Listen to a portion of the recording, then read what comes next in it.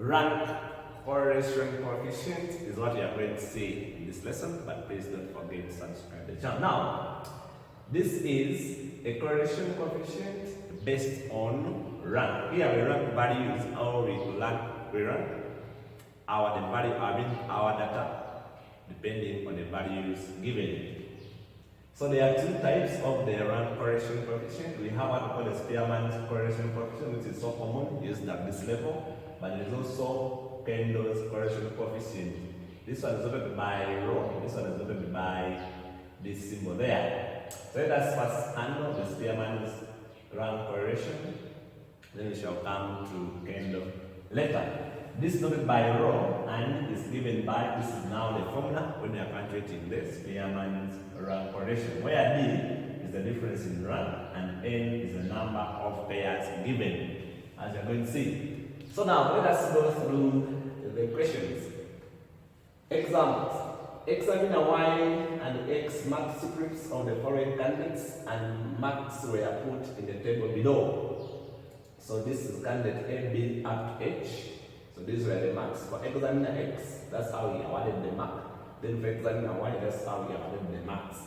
Then, calculate the rank correlation coefficient, comment on your result. Now, because we are on Spearman's, we are going to calculate for Spearman's. Now, in this table, we need to first rank. Be careful in ranking. So, because this is our first lesson, I'm going to put the values and also see how we rank them. Now, ranking means that the highest mark takes position 1. Then the second highest position to the third highest, like that. Up when we reach the lowest, it will take the last position. Now, how many pairs we have? Here we count the pairs. This is pair 1, 2, 3, 4, 5, 6, 7, 8. So meaning that now our N, the number of pairs is 8. So from here, I'm going to put my N is 8 because we have 8 pairs. So let us rank. So now we start with these are the X, these are for Y, according to the examiners. Now I'm going to rank. When I look in the column of X, the biggest is 80. So it means that 80, its rank is going to be 1. The second biggest you start is going to be 76. It takes position 2. Then it's going to be followed by 72, which will take position 3. Then from there, we go to 60s. The biggest 60 is here, it takes position 4. Then it's going to be followed by 64, which is going to take position 5. Then this one is going to take position 6. Then we move to 50s. This and this, so this will take position 7, and this will take position 8. So we have ranked X. Now also rank Y. What is the biggest value in Y? My biggest value in Y, I think it's going to be 74. So in Y, this one will be ranked 1 in Y. Then the next is going to be, I think, 68. So it's going to take position 2. This one is going to take now position 3. This will take now position 4. From 4 we shall go to 50s. With 50s we have this and then this. So this one is going to be, because this one is big, it's going to be 5. This one is going to take position 6. Then we have now 4, is going to take position 7. Then this one is going to take position 8. So we have ranked both. Now from here we take D. D is the difference between the ranks. So you just get this minus this. Even if you take this minus this, doesn't matter because after all we are going to square then. So this minus this, I get a negative 2. This minus this, I get negative 1. This minus this, I get 3. This minus this, I get 1. I also get 1. Here I get 0. Here I get negative 1. Here I also get negative 1. Getting a difference. Then I'm squaring D. When you square this, you get 4. This I get 1. I get 9. I get 1. I get, I square 1, I get 1. I square that, I get 0. I get 1. I get 1. When you square, now we are squaring them here. After we add, this will be 4. This will be 10, so 14, 15, 16, 17, 18.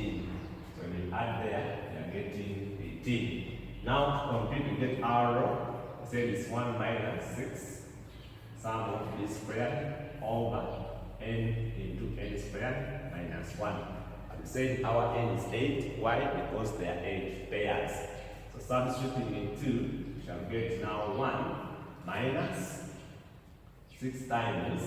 Now our summation b squared, we have got 18. Now all over, the number of pairs are 8 into now 8 squared minus 1. And when you compute this, the value you are going to get on the calculator, what you do, you first compute 64 minus 1, which will be 63. Then you divide it with that upper part.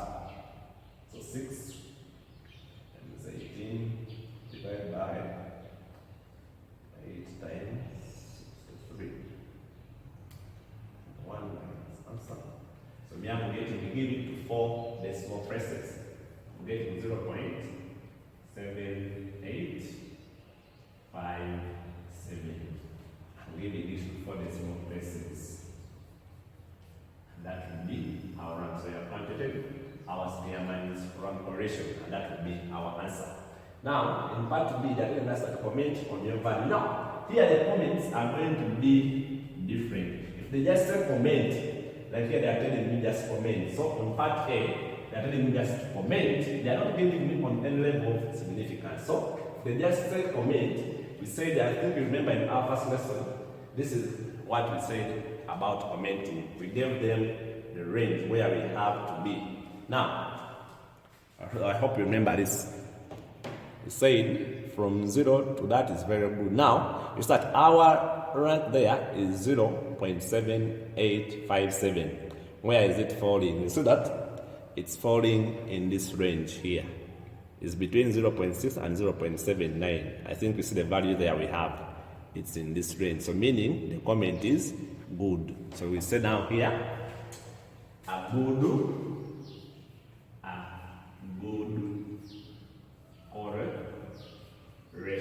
So that's the comment. If you just say just comment. So it's a good correlation. Also a good positive correlation. Now, if they say now comment on your result at 5 significant level, there we use our table. I think all of you know this table. This one, the table, this one. I think you know it. So we are using, now we are going to, you always go to page 57. Those some pages may differ, depending on the edition of the book.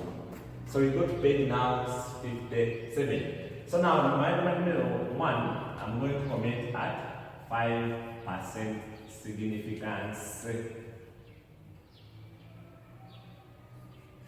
level. Now, how do we comment? Always, this value should be positive. If you have got a negative, you take its modulus, and then, or you just ignore the sign. Then you come. Now, this one is what we call the computed value. The values here are called tabulated value. Now, you look at this. It's like my value is 0.78. So now, you come, we have 2 levels now. We are going to first comment at 5% significant level. So now, when you look at this table, you see that now the number of pairs, this is the number of pairs. That's where we have the number of pairs. So our number of pairs, here, there were 8 pairs. Then, here, you look to these ones. You start, we are computing this Spearman's rank coefficient. So now you come here at 5% significance level. So it's that the value we have here is for 8 pairs is 0.71. So if the value we got is bigger than this, we say that our rank is significant at this level. I think you see there we have 0.78. Here we have 0.71. So the other value is bigger than this. So we say this one is significant at 5% level. So the rank correlation, the correlation coefficient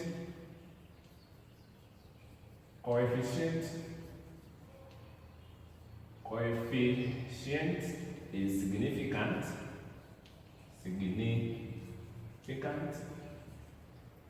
at 5% level. What about in Roman numeral 2 at 1% level? So you count. This was at 5% significant level. We see that the value is greater. What about at 1% significant level? So you count. At our 1%, now our 1% still on Spearman's rank correction is here. Now the value here is 0.86. So this value is greater than the other value. So it means that the computed value is not significant at 1% level. So why? Because you see it's less. Here we have 0.86, yet there we have 0.78. So here we say it's not significant at 1% level. Why? The reason is very simple. Because this value is less than the value, the tabulated value at 1% level. So members, that's how we comment. Now we are going to see more examples on omitting. So some, now in this question you see, it was significant here, it wasn't significant. But some can be significant at both, and some can be significant, cannot be significant at all. So, but in most cases, your question is going to be telling you to comment on only one level. In a question, you comment on only one level if it says. So this was just an example to show you how you can comment at both levels. I wish you well.